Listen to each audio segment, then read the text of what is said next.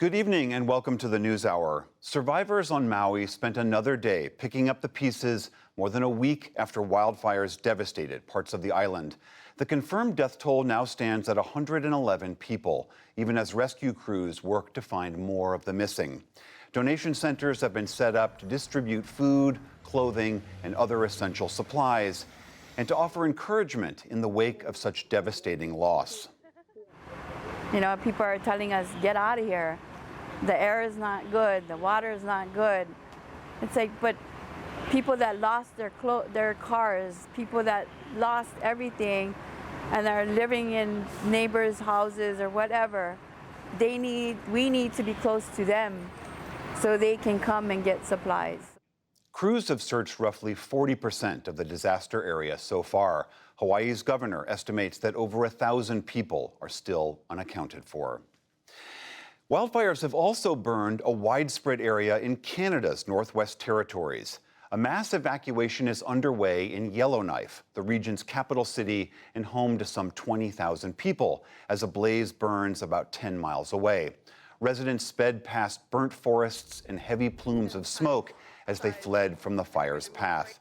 The city's mayor warned that the window to evacuate safely is shrinking.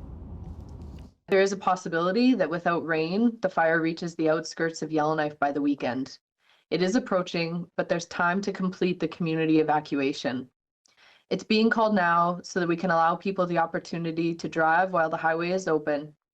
Conditions will be smoky, and residents should drive with caution and care.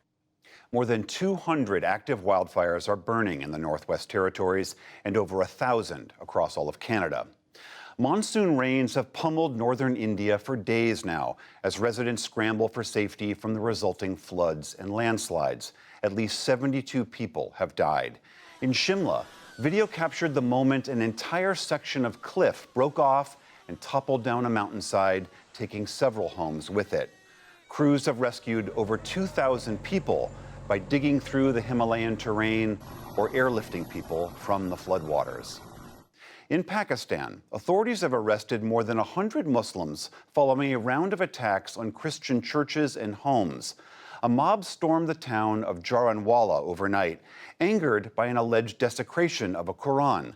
Most Christian residents were able to escape, but they returned to find their property vandalized and destroyed. Police patrolled the streets to try and prevent more violence. Look at our houses, look at our churches, look at our street. If someone did wrong, arrest them. Why are our houses and churches being burned?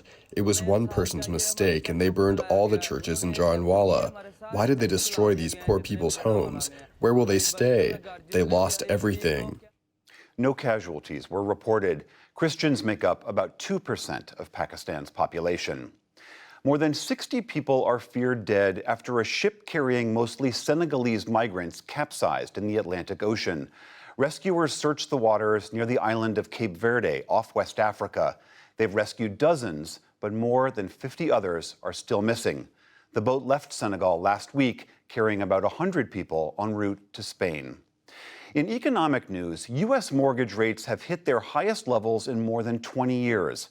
Mortgage buyer Freddie Mac said that the average long-term rate climbed to more than 7% this week. That's up from 5% a year ago.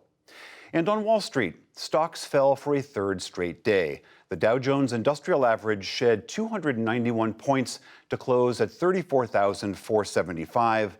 The Nasdaq lost 158 points. The S&P 500 slipped 34. Still to come on the NewsHour, diplomat Rahm Emanuel discusses a critical upcoming summit with the U.S., South Korea, and Japan. Pulitzer Prize-winning author Ann Patchett discusses her new book, Tom Lake. We highlight the often overlooked career of the woman known as the First Lady of Physics, plus much more. This is the PBS NewsHour from WETA Studios in Washington and in the West from the Walter Cronkite School of Journalism at Arizona State University.